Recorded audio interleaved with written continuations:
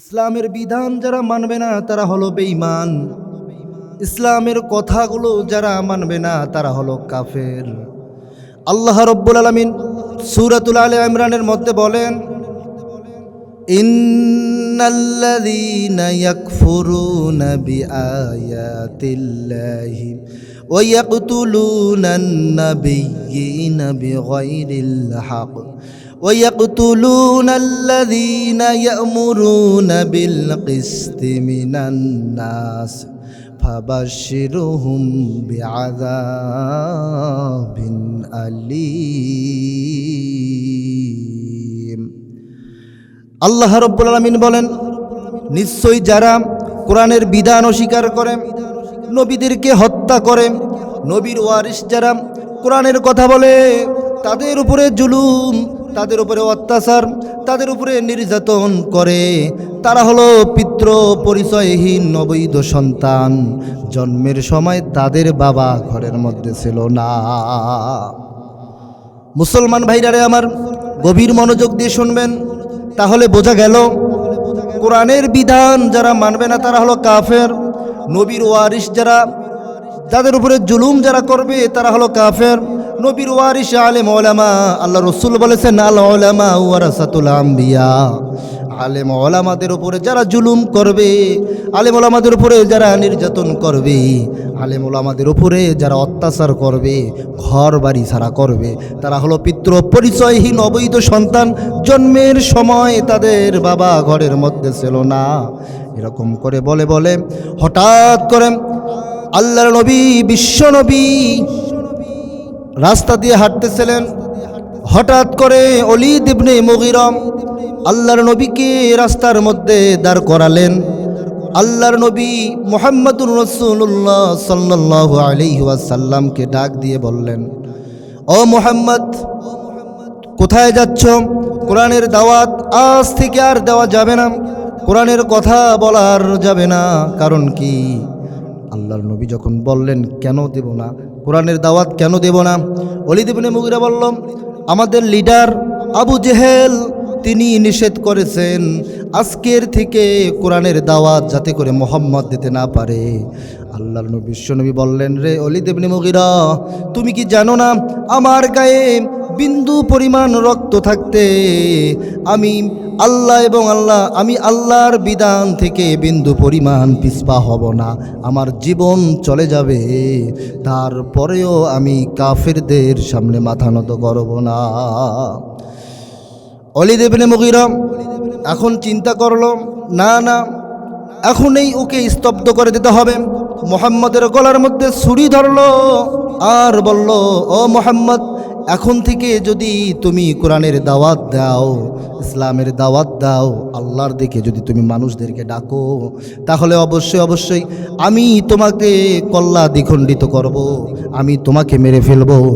আল্লাহর নবী বিশ্বনবী বললেন, ও ওলীদ ইবনে মুগীরা, তুমি কি জানো না আল্লাহ রাব্বুল আলামিন কুরআনুল কারীমের মধ্যে কি বলেছেন?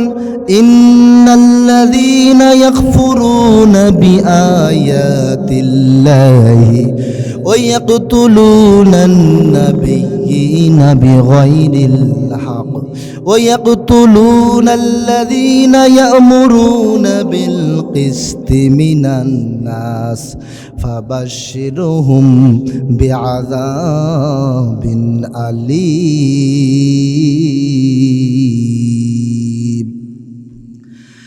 ওলীদ ইবনে মুগীরাকে আল্লাহর নবী বললেন, ও ওলীদ ইবনে মুগীরা, তুমি কি জানো না নবীদের গলায় যারা অস্ত্র ধরে, নবীদের গলায় যারা তরবারি তোলে, নবীদেরকে হত্যা করে, নবীর ওয়ারিস যারা কোরআনের কথা বলে, তাদেরকে যারা জুলুম করে, অত্যাচার করে, তাদেরকে যারা নির্যাতন করে, তারা হলো পিতৃ পরিচয়হীন অবৈধ সন্তান। জন্মের সময় তাদের বাবা বাসায় ছিল না। ওলীদ ইবনে মুগীরার এবার মন নরম না গরম? আওয়াজ দেন। ওলীদ ইবনে মুগীরার মন এবার আরো গরম। কারণ কি? ওলীদ ইবনে মুগীরা এমনিতে অস্ত্র ধরেছে, তার উপরে মুহাম্মদ বলেছে যে যারা কোরআনের বিপক্ষে কথা বলে, যারা নবীদেরকে হত্যা করে, নবীদের গলার মধ্যে যারা ছুরি ধরে, তারা হলো পিতৃ পরিচয়হীন অবৈধ সন্তান। জন্মের সময় তার মায়ের ঘরে তার বাবা ছিল না। তার মানে ওলীদ ইবনে মুগীরা আরও গরম হয়ে গেল। তার মানে কি আমি যারও সন্তান, আমি কি যখন জন্মের সময় কি আমার মায়ের ঘরে আমার বাবা ছিল না? এই চিন্তা করেন ওলীদ ইবনে মুগীরা আল্লাহর নবীকে বলল, ওগো মুহাম্মদ, তোমাকে আমি ছেড়ে দেব। তোমার সঙ্গে আমার চ্যালেঞ্জ হলো, আমি এখনই আমার মায়ের কাছে চলে যাব। আমার মাকে গিয়ে জিজ্ঞেস করব, ও মা, আমি যখন তোমার পেটের মধ্যে এসেছিলাম তখন আমার বাবা কোথায় ছিল? যদি আমার মা বলতে পারে যে আমার বাবা ঘরে ছিল, এই তরবারি দিয়ে আমি মুহাম্মদ তোমাকে দ্বিখণ্ডিত করব। আল্লাহর নবী বললেন, ওগো ওলীদ ইবনে মুগীরা, আর দেরি করো না, যাও তাড়াতাড়ি তোমার মায়ের কাছে, তোমার মাকে জিজ্ঞেস করো। ওলীদ ইবনে মুগীরা মুহাম্মদকে ছেড়ে দিয়ে তার মায়ের কাছে গেলাম। তার মাকে বললাম, ওগো মা, তাড়াতাড়ি বলো, যখন আমি তোমার পেটে ছিলাম তখন আমার বাবা কোথায় ছিল? ওলীদ ইবনে মুগীরার মা মাথা গরম হয়ে গেল। বাবা বলিস কি? কেন এরকম হঠাৎ প্রশ্ন? ওলীদ ইবনে মুগীরা বলল, রে মা, তাড়াতাড়ি বলো, না হলে আমি এই তরবারি দিয়ে মুহাম্মদকে দ্বিখণ্ডিত করতাম, এই তরবারি দিয়ে তোমাকে দ্বিখণ্ডিত করব, তাড়াতাড়ি বলে যাও। মুসলমান ভাইরা আমার, গভীর মনোযোগ। কোরআনের পক্ষে থাকলে আর বিপক্ষে থাকলে কী লাভ কী ক্ষতি, এটা বোঝার জন্য আমি আপনাদের সামনে উপস্থাপন করছি। ভালো করে খেয়াল রাখুন, ভালো করে চোখ কান খুলে কথাগুলো শুনুন। আল্লাহর নবী মুহাম্মদুর রাসূলুল্লাহ সাল্লাল্লাহু আলাইহি ওয়াসাল্লাম ওলীদ ইবনে মুগীরাকে যে শর্ত দিলেন, এই শর্ত সাপেক্ষে ওলীদ ইবনে মুগীরা তার মায়ের কাছে গেল। তার মাকে জিজ্ঞেস করলো, রে মা, বলো বলো বলো, তাড়াতাড়ি বলো। ওলীদ ইবনে মুগীরার মা বলল, রে বাবা, তাহলে ভালো করে শোন। হঠাৎ করে তোর বাবা ব্যবসার জন্য বাহিরে গেল, আমি পাহাড়ের দিকে হাঁটতেছিলাম, হঠাৎ করে একজন রাখালের সঙ্গে আমার দেখা হয়ে গেল, তার সঙ্গে আমার ভালোবাসা পয়দা হয়ে গেল। হঠাৎ করে তার সঙ্গে আমার মেলন হয়ে গেল। মেলন হয়ে যে সন্তানটি আমার গর্ভে এসেছিল, এই সন্তানটি হলি রে বাবা তুই।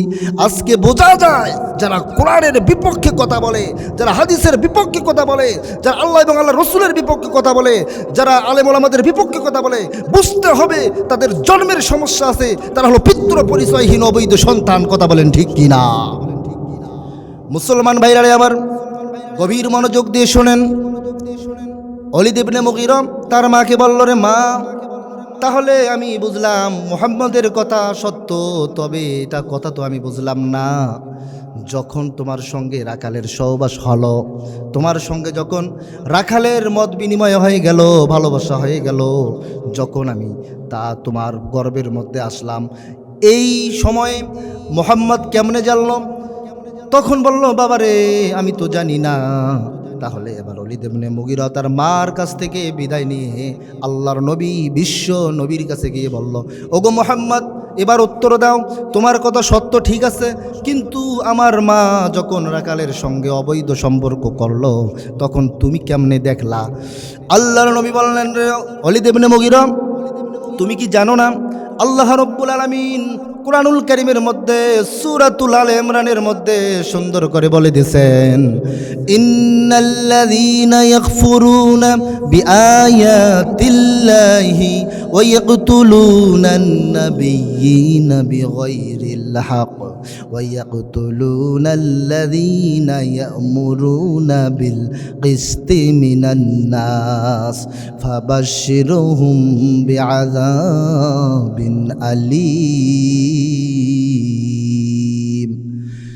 আল্লাহর নবী বিশ্বনবী বললেন, ও ওলীদ ইবনে মুগীরা, আল্লাহ রাব্বুল আলামিন কুরআনুল কারীমের মধ্যে বলেন, নিশ্চয়ই নিশ্চয়ই যারা কোরআনের বিধান অস্বীকার করে, নবীদেরকে হত্যা করে, নবীদের গলায় যারা ছুরি ধরে, নবীদেরকে অপমান করেন, নবীর ওয়ারিস যারা কোরআনের কথা বলে, নবীর ওয়ারিস যারা ইসলামের কথা বলে, মানুষদেরকে আহ্বান করে কোরআনের দিকে, মানুষদেরকে আহ্বান করে কল্যাণের দিকে, ওই সমস্ত মানুষদেরকে যারা অপমানিত করে, ওই সমস্ত মানুষদেরকে মামলা দিয়ে হামলা করে, যুদ্ধ করে মামলা দিয়ে হামলা করে, বাড়িঘর ছাড়া করে, ওই সমস্ত মানুষগুলো হলো পিতৃ পরিচয়হীন অবৈধ সন্তান, জন্মের সময় তাদের বাবা তাদের মায়ের সঙ্গে ছিল না।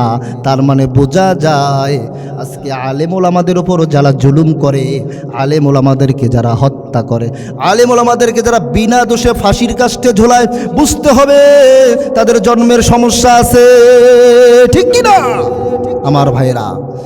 বুঝতে হবে যারা আলেমদেরকে অপমান করে, নির্যাতন করে, হত্যা করার চেষ্টা করে, তাদের জন্মের সমস্যা আছে, তা না হলে তারা আলেমদের বিপক্ষে লাগতো না, ঠিক কি না?